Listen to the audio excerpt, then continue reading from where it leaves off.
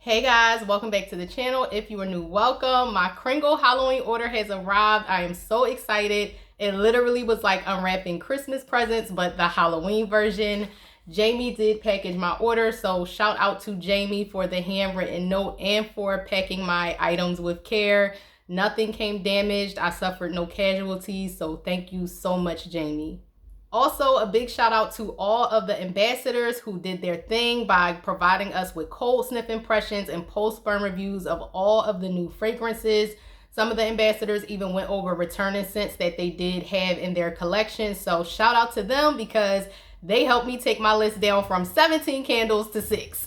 So without further ado, let's hop into this haul. First, let's start this haul off with Haunted Hollows, which is a scent that I'm so glad to see return. I also was hoping 6 Feet Under and Skull and Sonnet would have returned as well, but Haunted Hollows was amazing. I really enjoyed it last year, and before I could get it back up, it sold out, so I'm glad to have this one again this year.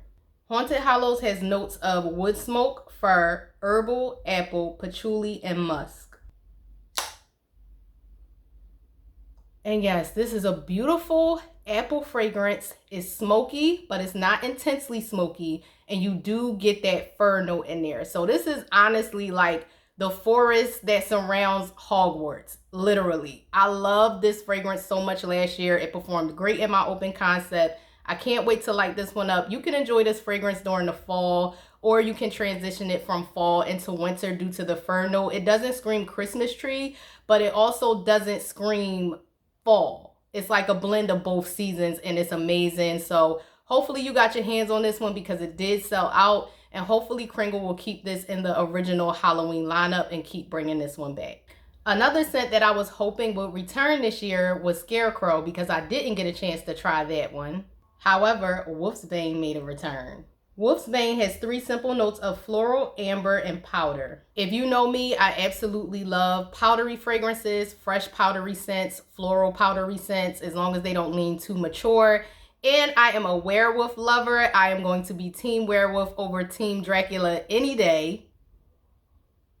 And yes, you will have to love baby powder. This is 90% baby powder. And I love it. It's not heavy on the floral. Did it say it had amber? It does have amber in there, but the amber note isn't heavy either. The majority of this fragrance is powder. I love powdery scents, so I am here for this. I'm so glad it returned. I love the label. This one, in comparison to Coven is more of an incensey powdery fragrance. That one is more complex, where this one is more simplified, but both of them are heavy on the powdery note. So if you enjoy powdery fragrances, you'll enjoy Wolfsbane. Next, we have Cabin in the Woods. Cabin in the Woods has notes of golden saffron, rose, black truffle, crocus flower, patchouli, vanilla, agarwood, and oak moss. Ooh, this is a beautiful rose scent. Perfumey for sure. You will have to be a rose lover in order to enjoy this fragrance because the rose note definitely stands out to me the most on cold. Very pretty scent. Very pretty scent. It's not heavy on the patchouli.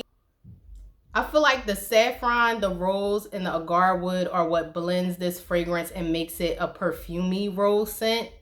It's so beautiful. It's not overwhelming on cold. I hope it has a solid strength and throw. I would love to burn this in my bedroom space. If you are a rose lover just on cold, I highly recommend you pick up Cabin in the Woods. Let's get into London Fog next with this Jack the Ripper label. London Fog has notes of amber, floral, bergamot, saffron, moss, and amber. This is cologne-y, but it's a nice cologne scent. It's a nice soft cologne scent with some sweetness to it. And in a way, it kind of has a perfumey element to it as well. So I would say this comes off as a unisex fragrance.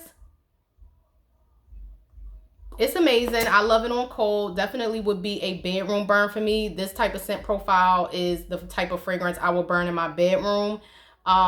If I tried it in my open concept, I would probably blend Cabin in the Woods with this one, but I feel like I could enjoy both of these individually in my bedroom as nice, you know, evening bedroom fragrances. So if you like cologne leaning, but also unisex type fragrances, London Fog smells amazing on cold. Next up is Exorcism. Now, my mama is a God-fearing woman, God-loving woman. She is the only woman I know who watched the classic Exorcism movie in complete darkness. This was prior to me being born. I think my 2 older siblings were born at the time.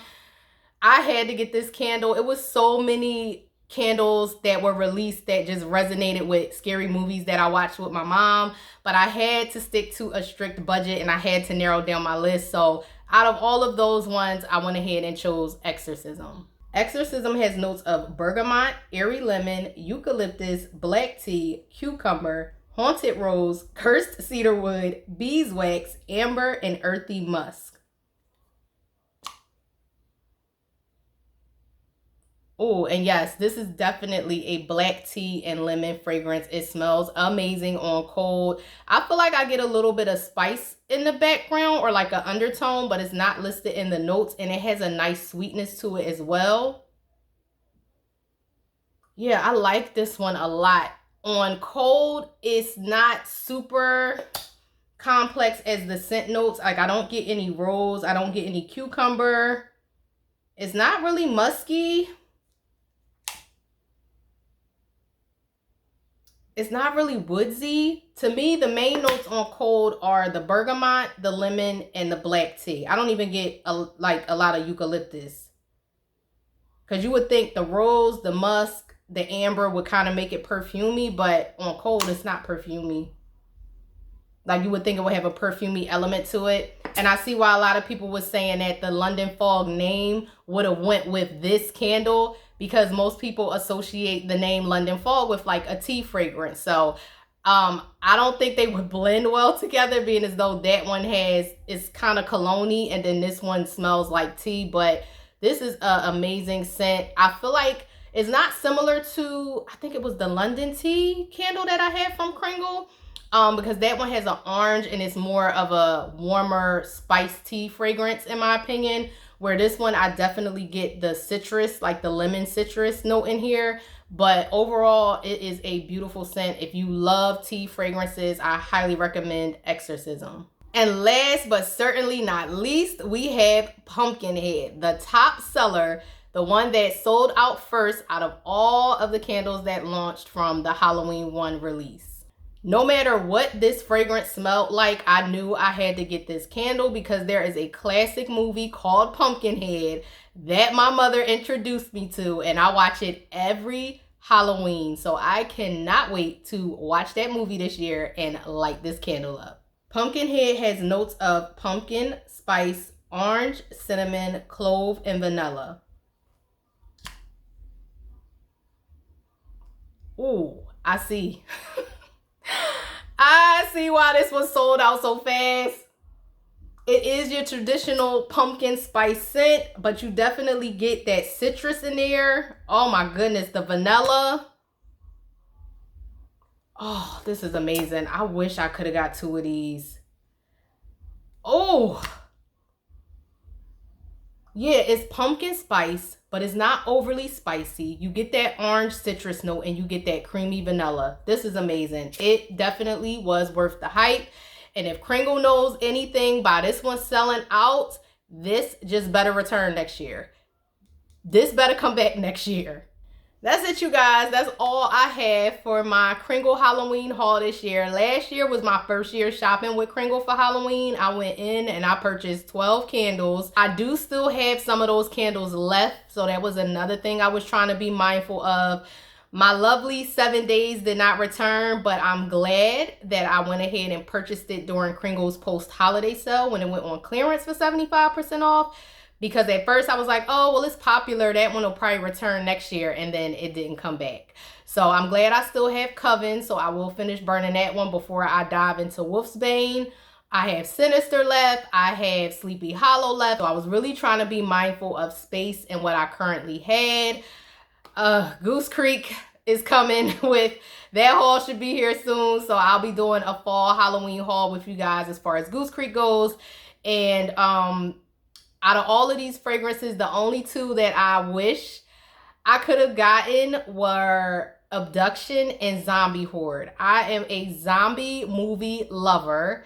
And Abduction, the notes just sounded amazing, but once I started watching post-burn reviews, I decided to leave those off the list, especially because those fragrances were being described as green fragrances, which I do love, but I do currently have a good amount of green fragrances that perform and strengthen throw to my liking that I already have. So who knows, if Abduction and Zombie Horde sticks around, maybe I may snag them later, but I really wanted to get a hold of my must-haves first.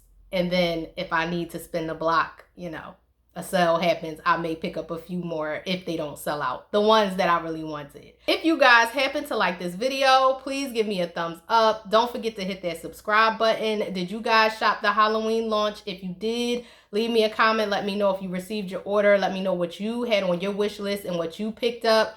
I'm excited to hear from you guys, and I will talk to you later. Bye.